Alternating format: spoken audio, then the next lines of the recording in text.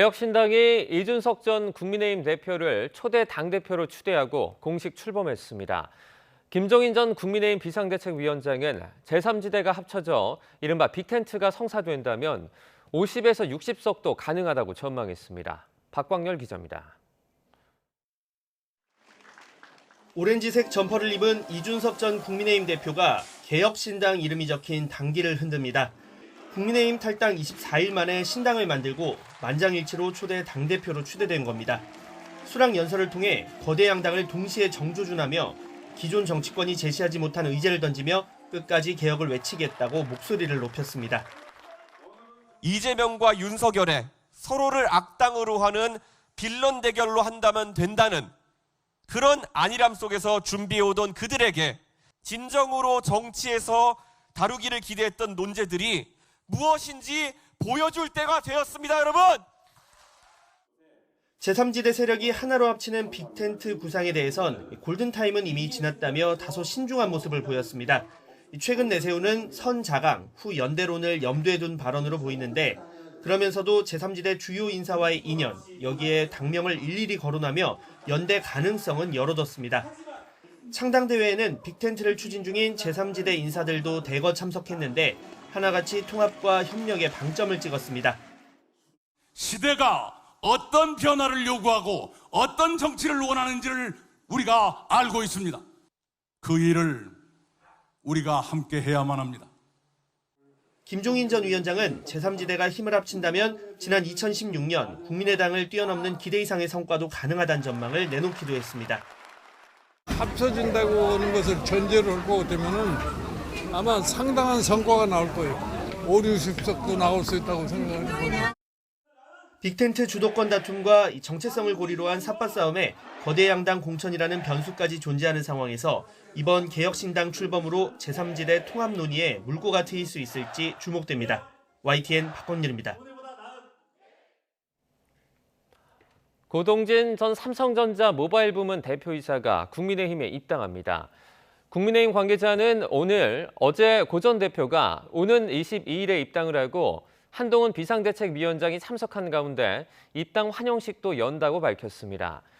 1984년 삼성전자 개발관리과에 평사원으로 입사한 고 전 대표는 무선사업부 개발관리팀장 시절 삼성의 스마트폰인 갤럭시 개발에 참여해 갤럭시 성공 신화의 주역으로 평가받습니다. 고 전 대표는 이번 총선에서 삼성전자 본사가 있는 경기 수원 지역구나 비례대표 출마 가능성이 거론되고 있습니다. 울산시장 선거 개입 사건과 관련해 불기소 처분을 받았던 조국 전 청와대 민정수석과 임종석 전 대통령 비서실장이 재수사 대상에 올랐습니다. 총선을 석 달 정도 남긴 시점에 문재인 정부 핵심 인사들을 검찰이 다시 겨누자 당사자들의 반발도 이어지고 있습니다. 김철희 기자입니다. 지난해 11월 법원은 울산시장 선거 개입 사건과 관련해 청와대 하명 수사 의혹 등 핵심 혐의의 실체를 인정했습니다. 이에 따라 송철호 전 울산시장과 민주당 황운하 의원뿐 아니라 백원우 전 청와대 민정비서관과 박형철 전 청와대 반부패 비서관 등 전 정부 청와대 인사들도 줄줄이 유죄를 선고받았습니다. 너무나 일방적인 주장만을 그대로 수용한 것이라고 생각합니다. 선고 이후 검찰의 눈은 더 윗선을 향했습니다. 특히 조국 전 민정수석과 임종석 전 비서실장 재수사 카드까지 만지작거려오다 한 달여 만에 전격적으로 수사 결정을 내렸습니다. 앞서 검찰은 지난 2021년 이들이 여러 정황상 범행에 가담했다는 강한 의심이 든다면서도 확인 가능한 증거와 정황만으로는 혐의를 입증하지 못했다며 불기소 처분을 내린 바 있습니다. 하지만 실제 판결문엔 경찰이 관련 수사 상황을 20차례에 걸쳐 수시로 청와대에 보고했다는 내용이 나오고 조 전 수석과 임 전 실장뿐 아니라 문재인 전 대통령 이름까지 수차례 등장합니다. 결국 유죄를 선고받은 백원우, 박형철 전 비서관을 넘어 대통령 바로 아래 실장이나 수석급까지 하명 수사에 가담했는지 밝히는 게 재수사 핵심이 될 전망입니다. 여기에 더해 검찰은 1심에서 민주당 한병도 의원 등이 무죄를 선고받은 후보자 매수 혐의까지 재수사하기로 했습니다. 1심 재판부가 핵심 증인의 진술 신빙성이 흔들린다고 봤음에도 다시 수사를 결정한 겁니다.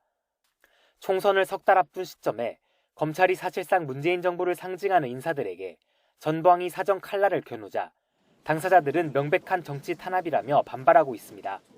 특히 저와 관련한 부분들은 이미 한병도 의원이랄지 다 무죄가 났는데 다시 수사를 재개하겠다? 명백한 정치 탄압이고. 이재명 대표와 민주당 돈봉투 수사에 이어 한동안 캐비닛 안에 들어있던 울산시장 선거 관련 윗선 수사까지 이어지면서 수사 정당성 논란이 계속될 거로 보입니다. YTN 김철입니다.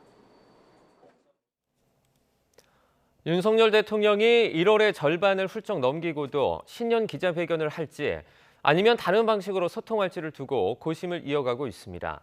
김건희 여사 관련 질문 때문이라는 게 중론인데 대통령실은 특정 방송사와 단독 인터뷰하는 방안을 유력하게 검토 중입니다. 권남기 기자입니다. 집권 3년 차를 맞았지만 윤석열 대통령의 정식 기자회견은 취임 100일 때 단 한 번이 전부입니다. 질문받는 대통령이 되겠다고 말씀드렸습니다. 앞으로도 자주 여러분 앞에 서겠습니다. 언론과 자주 소통하겠다는 약속은 다짐에 그쳤고 이에 대통령실은 올해 신년 기자회견 가능성을 열어놨습니다. 한다, 안 한다, 모르겠다는 답변이 반복되면서 1월도 벌써 절반을 넘긴 상황. 윤 대통령과 참모들이 난상 토론까지 벌이며 고심을 이어가는 이유는 김건희 여사 관련 질문 때문이라는 게 대통령실 안팎의 중론입니다. 결국 기자들이 묻고 대통령이 답하는 전통적인 형태의 기자회견은 사실상 무산된 분위기입니다. 한때 윤 대통령이 김치찌개를 끓이고 기자들과 점심을 함께하며 자연스레 대화를 나누는 형식도 검토됐지만 이 역시 뒷순위로 밀렸습니다. 올해는 하여튼 김치찌개도 좀 빨리 같이 먹고 올해는 좀 가끔씩 여러분하고 시간을 가질 수 있도록 하겠습니다. 대신 지난해 신년 회견을 대체했던 조선일보 인터뷰와 같이 윤 대통령이 특정 방송사와 단독 인터뷰를 하는 방안이 유력하게 검토되는 것으로 전해졌습니다. 대상 언론사로는 KBS와 KTV가 꼽힙니다. 대통령실 고위 관계자는 소통의 방식으로 수준이 되는 언론과 대화하고 싶다며 특정 언론사 단독 인터뷰 검토 배경을 설명했습니다. 다만 이럴 경우 맞춤형 질의응답만 했다는 비판 속에 불통 논란만 불거질 가능성도 있습니다. 신년 분위기를 내려면 늦어도 다음 달 설 연휴 전까지 매듭을 지어야 하는 만큼 윤 대통령이 언제 어떤 선택을 할지에 관심이 쏠립니다. YTN 권남기입니다. 김정은 북한 국무위원장이 대북 반입이 금지된 벤츠 차량을 탄 모습을 또다시 공개해 정부가 입수 경로를 추적하고 있습니다. 독일 벤츠사도 사진을 토대로 철저히 조사를 진행하고 있다고 밝혔습니다. 조수연 기자입니다. 북한 조선중앙TV가 최근 방영한 기록 영화입니다. 김정은 위원장이 새로운 전용차로 보이는 검은색 벤츠 SUV에서 내립니다. 벤츠의 최고급 라인인 마이바흐 GLS 600 모델로 추정되는데 국내 가격이 2억 6천만 원대에서 시작합니다. 이런 고급 차량은 유엔 안보리가 대북 반입을 금지한 품목입니다. 북한은 지난해 말 김 위원장과 측근들이 행사장에 벤츠 세단을 탄 모습을 공개한 바 있는데 이번에도 대북 제재를 우회할 수 있다는 걸 보여주려는 의도로 풀이됩니다. 북한이 자사 차량을 이용하는 모습이 잇따라 공개되자 독일 벤츠사는 조사에 나섰습니다. 벤츠사는 접근 가능한 정보를 바탕으로 새로운 차량 사진들을 매우 철저하게 조사하고 있다고 밝혔습니다. 그러면서 규정과 윤리적 관행을 지키기 위해 북한 시장에 진출하지 않기로 수년 전 결정했다며 지금도 북한과는 거래하지 않는다고 선을 그었습니다. 또 승인되지 않은 제3자 판매나 계약 지역 외에서의 제품 판매를 금지한다며 협력업체가 계약을 위반할 경우 자체 규정에 따라 단호하게 대응하겠다고 강조했습니다. 우리 정부도 해당 차량의 입수 경로 등 구체적인 정보를 파악하고 있습니다. 사실 여부 등은 관계기관과 함께 면밀히 추적해 나갈 것입니다. 북한의 사치품 수입은 유엔 안보리 제재에 따라 금지되어 있는 바, 따라서 어떤 나라라도 북한의 제재 위반 행위에 동조하지 않기를 촉구합니다. 외교부는 다만 북한의 이런 사치품 반입을 대북 제재 실효성 약화 근거로 보기는 어렵다며 가장 심각한 문제인 핵미사일 개발 자금에 쓰이는 북한의 불법 외화벌이 활동을 차단하는 데 주력하고 있다고 설명했습니다. YTN 조수연입니다. 정부가 금융투자소득세를 폐지하고 각종 부담감은 전면 개편하기로 했습니다. 선거를 앞두고 감세 정책이 잇따르면서 세수 부족 우려가 커지고 있습니다. 이형원 기자입니다. 정부는 올해 들어 감세 정책을 연일 쏟아내고 있습니다. 윤석열 대통령이 민생토론회 등을 통해 직접 발표하는 형식입니다. 올해 말 일몰을 앞둔 반도체 투자 세액 공제는 연장하기로 했습니다. 세액 공제로 반도체 기업의 투자가 확대되면 관련 생태계 전체 기업의 수익과 일자리가 엄청나게 늘어나고 국가 세수도 늘어나게 되는 겁니다. 주식 투자로 벌어들인 돈에 세금을 물리는 금융투자소득세는 내년 도입을 백지화했습니다. 금융투자소득세를 전제로 세율을 낮춰온 증권거래세는 달라진 조건에도 인하 방침을 유지했습니다. 더 나아가 ISA 세제 혜택까지 크게 늘렸습니다. 다양한 금융투자 상품을 운용할 수 있는 개인종합자산관리 계좌 ISA 납입과 비과세 한도를 올린 겁니다. 현행 제도가 기존에 유지된다고 할 때는 약 1.5조 원의 검토세 세수가 발생할 것이다. 그다음 ISA 오늘 발표한 내용에 따른 세수감은 약 한 2천억에서 3천억 정도 됩니다. 증권거래세 인하로 추산되는 세수 부족분도 한 해 2조 원이 넘습니다. 여기에 그림자 세금으로 불리는 각종 부담금 개편까지 정부가 추진하기로 하면서 나라 국가는 더 쪼그라들 전망입니다. 그래서 정말 저걸 싹 다 폐지한다라고 한다면 18조 국간이 또 비게 되는 겁니다. 안 그래도 지금 세수가 부족하고 세수 펑크가 나고 있는데 당연히 여기에 재정에 부담을 줄 수밖에 없다. 지난해만 50조 원 넘는 세수 구멍이 예상되고 올해도 전망은 어둡습니다. 재정 악화에도 감세 정책이 잇따르면서 선거를 앞두고 표심을 잡는 데 경제 정책이 휘둘리고 있다는 비판이 커지고 있습니다. YTN 이영훈입니다. 여야가 총선 공약으로 저출산 대책을 연이어 내놓은 가운데 경상북도가 출산율을 책임지는 컨트롤타워가 되겠다며 대책을 내놨습니다. 4시간에 이르는 끝장 토론 끝에 청년 신혼부부에게 주택을 제공하고 양육비를 줄이는 대책들이 나왔습니다. 이윤재 기자입니다. 운동장에는 자풀이 가득하고 교사로 들어가는 문은 굳게 닫혔습니다. 경북 안동에 있는 한 초등학교 분교인데 학생 수가 줄어든 끝에 결국 2년 전 문을 닫았습니다. 출산율이 떨어지면서 이렇게 문을 닫는 학교는 갈수록 늘어나고 있습니다. 특히 지방 중소도시는 소멸 위기에 내몰리고 있습니다. 재앙으로 치닫는 저출생 상황 속에 소멸 당사자인 지방정부가 끝장 토론을 벌이며 대책 마련에 나섰습니다. 경상북도가 집중한 건 주거 문제입니다. 지역 대도시 주변 그린벨트를 풀어 청년과 신혼부부 주거용지로 공급하겠다는 게 대표적입니다. 또 주거와 온종일 돌봄 지원을 결합한 시범마을을 만들어 아이를 낳는 신혼부부에게 최대 38년 무상임대하는 방안도 나왔습니다. 애를 놓기 위해서는 주택 문제가 가장 큰 키워드였고 주거와 그 돌봄이 탑재되는 형태로 구성을 하고 이 방식도 임대 방식이지만 첫째를 낳았을 경우에는 30% 절감, 둘째를 낳았을 때는 60% 절감, 셋째를 낳았을 때는 파격적으로 100% 절감이고 또 외국인에게 이른바 맘코치 제도를 도입해 출산과 양육을 돕고 취업을 지원하는 방안도 검토합니다. 아기가 3명 있기 때문에 집 안에 일도 많고 또 바깥에 나가서 인도하기 때문에 아기 봐주는 사람 없거든요. 그래서 많이 힘들었어요. 경상북도는 중앙정부가 지난 15년 동안 380조 원을 쏟아부었지만 해결하지 못했다며 주민과 밀착한 지자체가 컨트롤 타워가 될 것이라고 강조했습니다. 수요자들한테 피부에 와닿는 게 무엇이냐. 실제로 체감이 되는 정책을 해서 효과가 나타나도록 이번에 도에서 시작해서 시군, 읍면, 동 단위로 갈 수 있도록 최선을 다해 보겠습니다. 경상북도는 전담팀을 꾸려 끝장 토론에서 찾은 260여 가지 대책을 구체화해 나간다는 계획입니다. YTN 이윤재입니다. 항공기가 물 위로 비상 착륙하는 사태는 그야말로 많은 승객들의 생사가 판가름나는 절체절명의 위기 상황입니다. 이런 때 최대한 많은 생명을 구하기 위해 조종사들은 매년 실전 같은 맹훈련을 진행하고 있습니다. 이승윤 기자가 동행 취재했습니다. 항공기를 조종하는 기장과 부기장들이 유니폼 대신 수영복을 입은 채 훈련 중입니다. 항공기가 물 위로 비상 착륙한 상황에서 조종사들이 수중으로 뛰어듭니다. 깊숙이 빠지지 않게 다리를 벌리고 걷는 자세를 취해야 합니다. 이어 물에 빠진 승객을 구출해 25m를 한쪽 팔과 두 다리로만 헤엄쳐야 합니다. 저도 이제 조종사분들을 따라서 물에 직접 들어가서 승객들을 구조하는 수영을 해보도록 하겠습니다. 합격성이 2분 30초라는데 저는 얼마나 나올지 궁금합니다.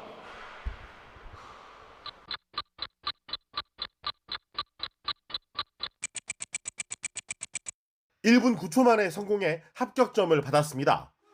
승객을 구출한 뒤에는 헬프 자세를 취합니다.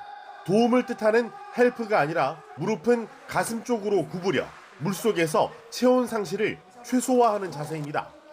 이어 원형 대형을 만들어 안전하게 구조를 기다리는 허들 자세를 취합니다. 아픈 승객이 있으면 한가운데 보내 보살피고 물속에서 상어 등이 공격할 때는 함께 방어합니다. 같이 모여있게 되다 보니까 아무래도 생존하고자 하는 의지가 높아지게 되고요. 그다음에 함께 있다 보니까 체온 유지가 할 수 있고 인원 파악과 그리고 저희 아픈 승객들도 파악할 수가 있습니다. 기내에서 육각형 구명정을 꺼내 손으로 노를 저으며 침몰이나 폭발 위험이 있는 비행기에서 멀리 떨어지는 훈련도 이루어집니다. 어떠한 상황에서든 고객들을 안전하게 내려드리겠다, 모셔다 드리겠다라는 각오로 항상 훈련에 임하고 있고 실제 운항도 그렇게 하고 있습니다. 코로나19 사태 종식 이후 항공기 운항이 늘면서 안전사고도 증가할 수밖에 없습니다. 항공사 조종사들과 승무원들은 매년 실전 같은 훈련을 통해 사고에 대한 경각심과 안전의식을 되새기고 있습니다. YTN 이승윤입니다.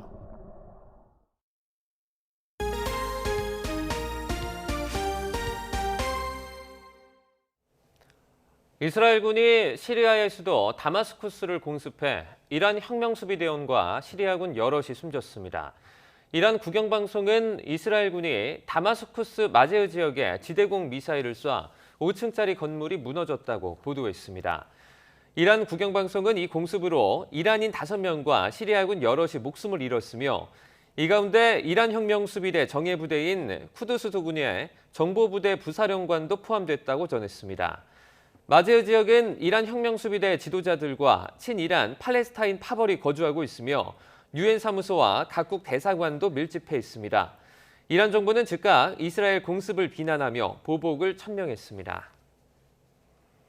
미국 공화당 대선 경선의 향배를 가를 수 있는 뉴햄프셔주 예비 경선이 이번 주 치러집니다. 트럼프 전 대통령이 아이오와에 이어 과반을 확보하며 대세를 굳힐지 헤일리 전 대사가 이변을 일으킬지 관심이 집중되고 있습니다.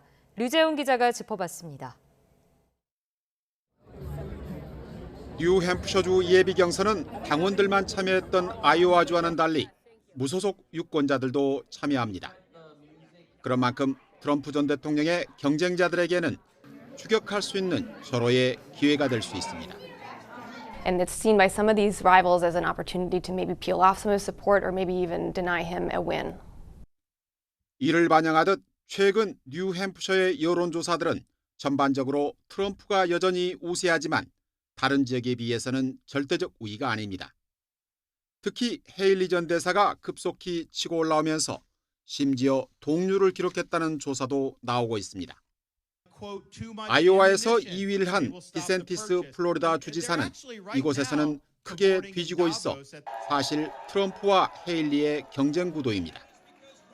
트럼프 전 대통령은 당원이 아니어도 참여할 수 있다는 것을 빌미로 민주당원들이 자신을 떨어뜨리기 위해 헤일리를 도울 것이라는 음모론을 제기하며 당원표 결집을 호소하고 있습니다. A vote for Nikki Haley this Tuesday is a vote for Joe Biden and a Democrat Congress this November, because that's what's going to happen. 하지만 헤일리 전 대사는 중도층이 많은 이곳이 뒤집기 또는 1대1 구도를 만들 수 있는 절호의 기회라고 보고 자신의 본선 경쟁력을 강조하며 맞서고 있습니다. The reality is, who lost the House for us? Who lost the Senate? Who lost the White House? Donald Trump, Donald Trump, Donald Trump. Nikki Haley will win every single one of those back for us. I've proven that. 뉴햄프셔 예비 경선은 그 결과에 따라 사실상 공화당 경선을 더 진행할지 말지를 결정할 수 있기 때문에 트럼프, 헤일리 두 후보 간의 지지표 결집 경쟁도 남은 며칠 그만큼 치열할 것으로 보입니다. YTN 유재웅입니다. 도널드 트럼프 전 미국 대통령이 공화당 내 경쟁 후보인 니키 헤일리 전 사우스캐롤라이나 주지사를 부통령 후보로 지명할 의사가 없다고 밝혔습니다. 트럼프는 현지 시간 19일 뉴햄프셔 콩고드에서 열린 유세에서 헤일리 후보가 자신에 의해 유엔 대사로 임명됐을 때는 괜찮았지만 대통령다운 자질을 갖추지 못하고 있다면서 이제 내가 이렇게 말한다는 것은 아마도 헤일리가 부통령으로 선택되지 않으리라는 뜻이라고 말했습니다. 한편 헤일리 전 유엔 대사도 뉴햄프셔 에머스트에서 열린 유권자들과의 만찬 행사에서 부통령 후보로 트럼프 측에 합류하는 방안을 일축했다고 폴리티코와 워싱턴 포스트 등이 전했습니다. 헤일리는 나는 항상 말해왔다면서 누구의 부통령도 되고 싶지 않다, 부통령 출마설은 논외다라고 말했습니다.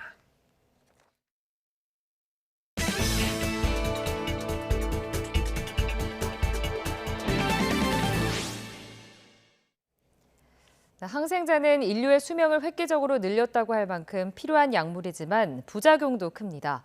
최근에는 항생제가 듣지 않는 슈퍼박테리아가 잇따라 나타나며 감염을 일으키기도 했는데요.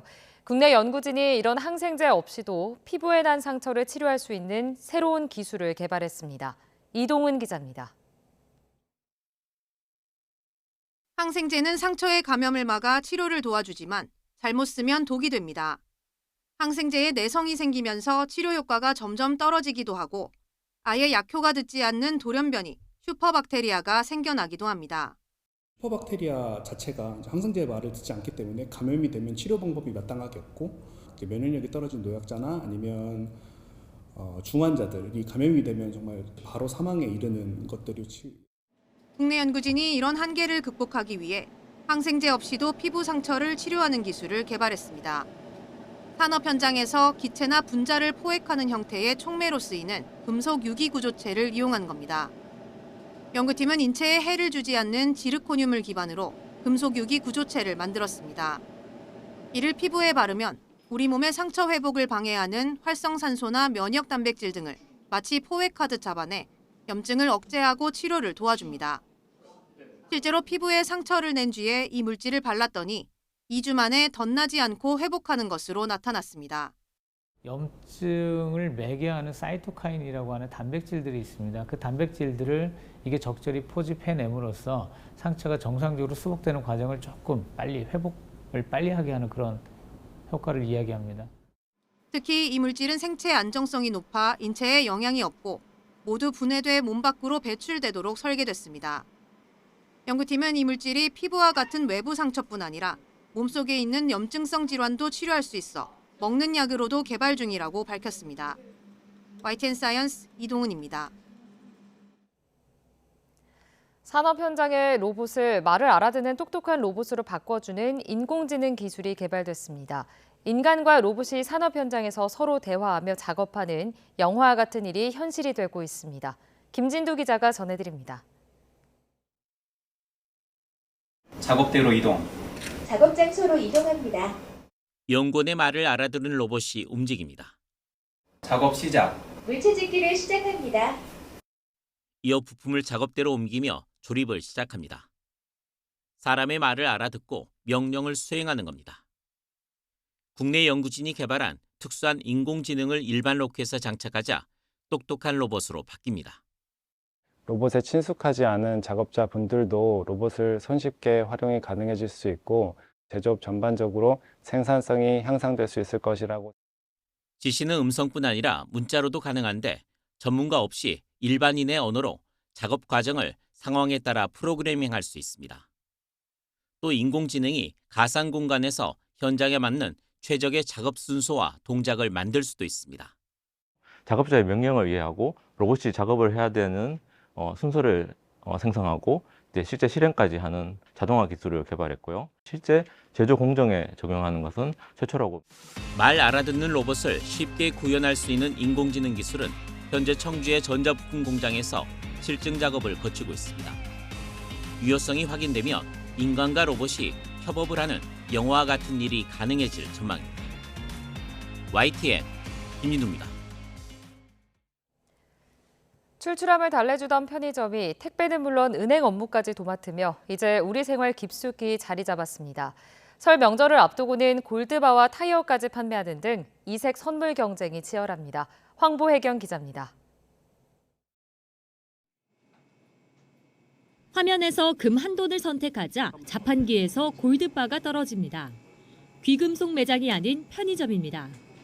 GS25가 설을 맞아 금으로 만든 용과 골드바 등 금 제품을 출시했습니다. 주문하면 직접 집으로 배송해주는 방식인데 물량 2,000돈 가운데 벌써 절반이 넘게 팔렸습니다. 세븐일레븐은 안전한 귀성길을 위해 업계 최초로 타이어 판매를 시작했습니다. 편의점에서 차종에 맞는 타이어를 골라 주문한 뒤 가까운 정비소를 방문하면 됩니다. 연휴 때는 또 빠르게 내려가야 되는데 편의점 같은 경우에는 빠르게 구할 수 있다 보니까 그게 더 편할 것 같아요. CU는 설 선물용 와인과 위스키 제품군을 강화했는데 5억 원이 넘는 한정판 위스키도 선보여 눈길을 끌었습니다. 이에 반해 이마트24는 최저가 8,000원대부터 6만 원대까지 가성비 선물에 주력하는 모습입니다. 지난해 11월 기준 주요 유통업계 매출 가운데 편의점 비중이 15%를 차지하며 대형마트를 4%포인트 가까이 추월했습니다. 뛰어난 접근성에 상품군까지 다양해지며 설 선물을 준비하는 소비자들이 편의점으로 발길을 돌리고 있습니다. 저는 편의점에 가서 명절 때 와인도 보고 선물도 사보고 해서 24시간 열려 있으니까 편의점이 편했어요. 시간대에 활용하기가. 간편한 먹을거리를 제공하는 공간이란 기존 이미지를 벗어난 편의점들이 설을 맞아 또 다른 변신을 시도하고 있습니다. YTN 황보혜경입니다. 최근 해외에서 김밥과 만두, 비빔밥 등 K푸드에 대한 인기몰이가 계속되고 있는데요. 호빵과 약과 등 한국의 대표 간식들에 대한 관심도 높아지고 있습니다. 김선희 기자가 전해드립니다.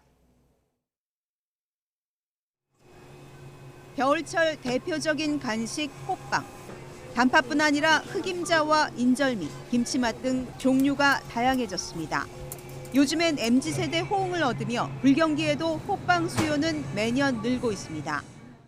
편의점에서 간단하게 먹을 수 있으면서 따뜻하게 먹을 수 있고 든든하게 속을 채울 수 있어가지고. 우리나라 간식인 줄로만 알았던 호빵이 해외에서도 인기입니다. 지난해 독일에서 열린 식품 박람회. 바이어들이 호빵을 맛보느라 여념이 없습니다. 호빵을 많이 판매하는 이 회사는 지난해 해외 수출이 1년 전보다 50% 늘었습니다. 미국과 유럽, 동남아 등 25개 나라에 달합니다. Very good. Amazing tasting. You have another one? Only one? Why? 약과도 마찬가지입니다. 전통 문양의 쫀득한 식감, 한국의 마카롱으로 불리며 수출이 40% 증가했습니다. 지난 몇 년 동안 한국에서 불고 있는 약과 열풍이 해외까지 옮겨간 겁니다. 7천여 분이 정말 좋은 평가를 해주셨고 이런 시식을 통해서 정말 K 디저트의 위상을 올릴 수 있는 중요한 자리가 되었습니다. 약과가 알려진 건 역시 한류가 영향을 끼쳤지만 수제약과 전문점의 역할도 한몫했습니다. 예술작품 같은 약과로 SNS에서 입소문이 나며 하루에도 40~50명의 해외 관광객이 찾고 있습니다. 유자와 쑥 같은 전통 원료로 맛을 내고 세련된 디자인까지 주목받아 뉴욕타임스에 소개되며 약과를 널리 알렸습니다.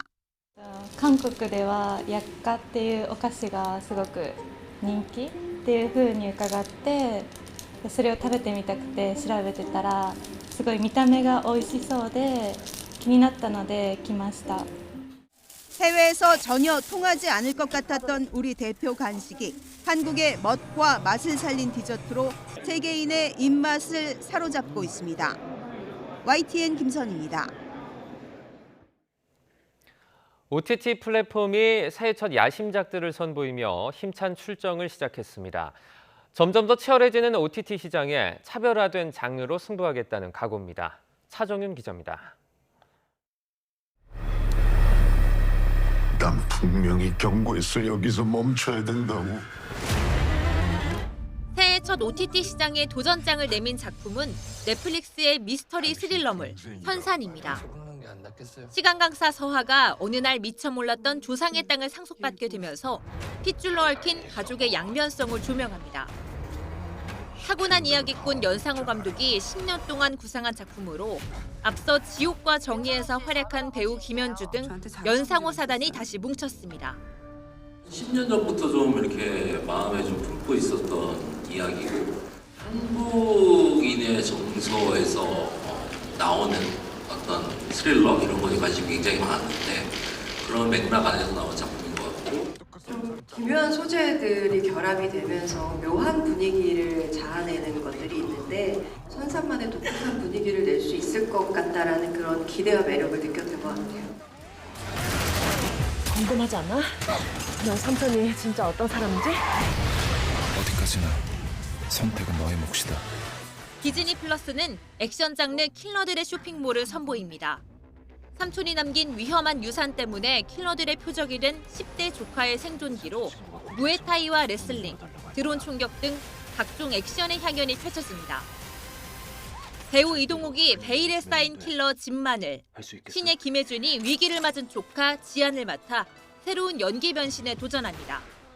무술 감독님하고 대화를 하면서 가장 많이 의견을 나눈 게 실제 구현에서 특히 외국 특수부에서 쓰는 그런 이제 액션 씬을 가지고 좀 해보자.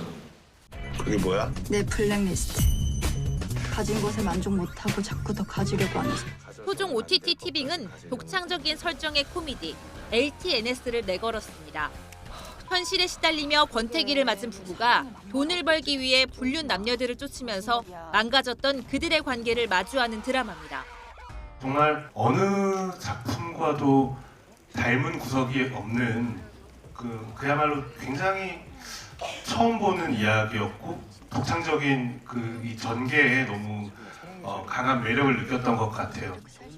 콘텐츠 산업의 중심으로 자리 잡고 있는 OTT 플랫폼은 올해도 해외 글로벌 시장을 조준하며 다양한 콘텐츠를 쏟아낼 전망입니다. YTN 차종은입니다. 제주가 올해 본격 도입을 앞둔 생태계 서비스 지불제가 관심을 끌고 있습니다. 주민들이 오름이나 습지 같은 주요 환경자원을 보호하는 활동을 하면 그에 대한 보상금을 지급하는 환경정책인데요. KCTV 제주방송 문수희 기자가 취재했습니다. 성산읍 오조리에 있는 습지입니다. 흔히 보이는 쓰레기나 파래 하나 없이 주변이 깨끗합니다. 지난해 4월 생태계 서비스 지불제 시범 사업지로 지정되며 주민들이 꾸준히 정화 활동을 벌인 결과입니다. 그동안 500여 명의 주민들이 마을 습지와 연못, 오름 등에서 환경 보호와 정화 활동을 펼쳤습니다. 참여한 주민들에게는 일정의 보상금이 지급됐습니다. 생태계 서비스 지불제를 시행하니까 저희 마을이 엄청 깨끗해졌습니다. 그래서 작년, 재작년에 민원 들어왔던 것들이 다 해결됐습니다. 오름이나 곶자왈 등 주요 환경 자원을 보전하는 활동에 대해 인센티브를 제공하는 생태계 서비스 지불제. 지난해 오조리 등 도내 9개 마을에서 시범 사업을 거쳤고 올해 4월부터 본격 시행됩니다. 바다를 제외한 도내 모든 지역이 대상인데 보호지역 또는 생물 다양성 증진이 필요한 지역을 우선적으로 선정됩니다. 마을 단위의 공동체뿐 아니라 지역 주민, 해당 구역 토지 소유자면 신청할 수 있습니다. 전문가로 구성된 위원회 심사를 거쳐 생태계 서비스 지불제 사업지로 선정되면 제주도와 1년 주기의 계약을 거쳐 환경보호 행위에 대한 보상금이 지급됩니다. 올해 예산으로 모두 4억 원이 편성됐습니다. 제주도는 환경보호 행위 23개 유형에 대해 제각각 보상금 단가 산정을 마쳤습니다. 제주의 환경자원을 체계적으로 보존하고 공익적 보상을 할 수 있는 생태계 서비스 지불제 계약을 조기 정착 및 예산 확보가 되도록 노력하겠습니다. 민선 8기 제주도정의 대표 환경정책인 생태계 서비스 지불제. 보호활동에 대한 정확한 진단과 보다 많은 예산 확보가 앞으로 정책 활성화를 위한 주요 과제로 꼽힙니다. KCTV 뉴스 문수희입니다. 해조류는 광합성으로 이산화탄소를 흡수하고 산소를 배출하기 때문에 온실가스 저감을 위해 꼭 필요한 것으로 주목받고 있는데요. 미국 나사가 완도의 친환경 해조류 양식의 우수성을 알린 데 이어서 미국 정부도 양식 기술을 배우기 위해 완도 바다를 찾았습니다. 오선열 기자의 보도입니다. 청정바다에 시원하게 펼쳐진 양식장. 미국 정부 관계자들이 해조류의 고장 완도 앞바다를 둘러봅니다. 밧줄을 잡아당기자 바닷속에 잠겨있던 미역다발이 모습을 드러냅니다. 한국과 미국의 공동 연구 개발 사업인 먼바다 해조류 양식 기술 시스템 구축을 위해 방문한 겁니다. U.S. government agency. We believe the collaborations, our international partnerships are very important. We think there's an opportunity to share our expertise, but also learn from all of you here how we can work together to also process the seaweed. 해조류의 이산화탄소 흡수 능력은 육상식물보다 50배 높은 것으로 알려지면서 기후위기 극복의 대안으로 떠오르고 있습니다. 먼바다에서 해조류 대규모 양식이 가능해지면 탄소 중립 실현과 함께 화석연료를 대체하는 역할을 할 수 있을 것으로 기대되기 때문입니다. 완도의 해조류 양식장은 이미 미국 항공우주청 나사에서 인공위성 사진을 공개하며 전 세계에 알려졌습니다. 해조류가 미래 식량으로서의 가치, 그리고 이제 기후 변화와 관련해서 탄소 흡수원으로서의 가치를 인정하기 때문에 이와 같은 양식 기술도 세계적으로 공유를 함으로써 이제 탄소 제로화를 빨리 실현할 수 있는 그런 시기를 앞당기기 위해서 세계가 주목하는 해조류의 본고장 전남 완도가 인류의 미래를 책임질 시험지역, 테스트베드로 떠오르고 있습니다. YTN 오선우입니다. YTN에서는 소멸해가는 지방 상황을 살펴보는 연속기획 보도를 준비했습니다. 첫 번째로 찾아간 지방은 경북 청송군인데요. 청송군에서는 인구 감소 문제가 심각하다 보니 주민과 지자체가 힘을 모아 대표적인 기피시설인 교도소를 유치하려고 합니다. 어떤 사연인지 정태우 기자가 찾아가 봤습니다.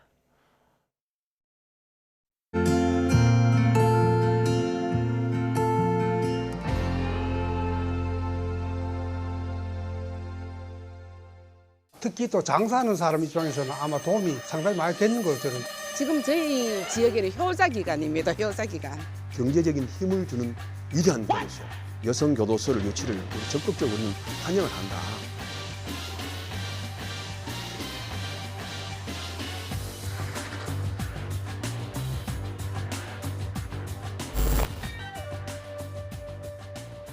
옛날에는 여기 한 100호 넘은 줄 알고 있어요. 사람이 많았어요. 몇 가구 정도 있나요? 지금 여기가 66가구. 저녁이 돼버리면 거의 어른들이 계시니까 이 집이 다 비어버리니까 불이 없어. 이 가로등 아니면요, 막 완전 암흑천지. 많이 낳아야 되지. 야? 알을 많이. 놀라 그 뭐 할머니도 노력해야 되지. 어디 좋을까? 낳아야 돼요? 약 먹고 가야지. 여기 경무당 막내가 몇 살이에요? 그렇게 한 70살 된다. 막내가 70이에요? 70도 넘었어. 79 지금 뭐 서야 되나 넣어야 되나. 2023년 2월 기준 소멸 위험 지역은 118곳으로 전체 228개 시군구의 52%에 달합니다. 청송군의 인구는 2만 4천여 명. 2024년 기준 소멸 위험 지수가 0.111로 소멸 고위험 지역에 해당합니다. 청송군의 그런 값? 이거는 정말 저희가 30년 후의 미래를 그려볼 수 없는 어떤 그런 심각한 단계다. 지방 소멸이라는 벼랑 끝에 선 청송군. 자구책으로 이미 4개나 있는 교도소에 더해 여성 교도소를 하나 더 유치해달라고 나섰습니다. 청송교도소 보면 천혜의 요새입니다. 마피온처럼 전부 다 낭떠러지로 되어 있습니다. 정문으로 들어가지 않으면 죄수들이 탈옥을 못합니다. 그만큼 좋은 환경을 갖춰놨다.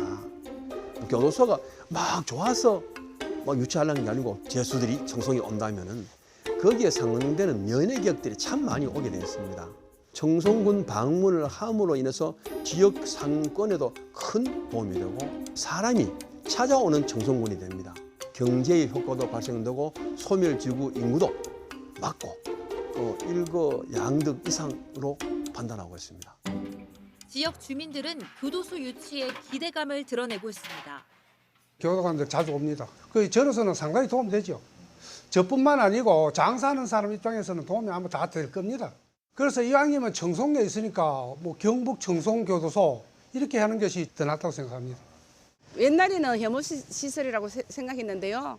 지금 저희 지역에는 효자기관입니다. 효자기관. 일단은 이제 들어오면 인구가 늘어나고 저희들 경제가 많이 살지 않겠습니까? 그래서 적극 환영하죠. 예. 처음에는 그랬죠. 왜 교도소가 생길까. 근데 일단 시골이다 보니까 저는 그랬어요. 교도소가 생기면 일단 학생들이 인원수가 많아지잖아. 교도관들 같이. 예. 부모님들 이제 자녀분들하고 오면은 그러면은 우물할 겨구리가 되지 않고 그래도 배움 있는 사람을 만나면 생각이 달라지잖아요. 그 기피 시설을 유치한다라는 거는 이게 상당히 큰 발상의 전환이기도 하지만 기본적으로 굉장히 큰 고민에서 나온 중요지책이기도 하다라는 것. 교도소 유치를 절박한 심정으로 우리가 준비를 하고 있습니다. 우리 또 청송군의 미래를 위한 길이고 함께 갈 수밖에 없는 현실입니다. 그럼 우리는 어디든 좀 해달라. 우리가 잘할게. 모든 곳에서 기피하는 시설 교도소. 그러나 이곳 청송군 주민들에게는 사라져가는 마을을 지킬 수 있는 유일한 희망입니다.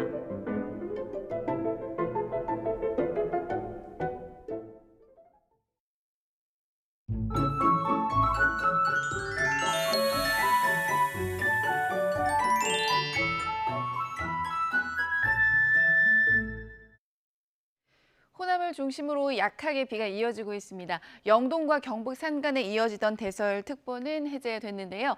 이미 40cm가 넘는 눈이 내린 강원도에는 오늘 최고 7cm, 서울에도 1cm 안팎의 눈이 조금 오겠고요. 비가 내리는 지역은 5에서 20mm의 비가 예상됩니다. 오늘 오후까지 영동과 경북 동해안에 비나 눈이 오겠고 늦은 오후부터는 대부분 지방에 비나 눈이 옵니다. 우산 챙기시길 바랍니다. 현재 기온 살펴보겠습니다. 서울이 2도고요. 낮 기온 살펴보면 서울이 6도, 춘천 5도로 예상됩니다. 내일부터는 추위 대비 단단히 하셔야겠습니다. 주 후반까지 한파가 이어질 전망입니다. 날씨였습니다. 굿모닝 YTN 2부 마칩니다. 잠시 후 3부가 이어집니다. 시청해주신 여러분 고맙습니다.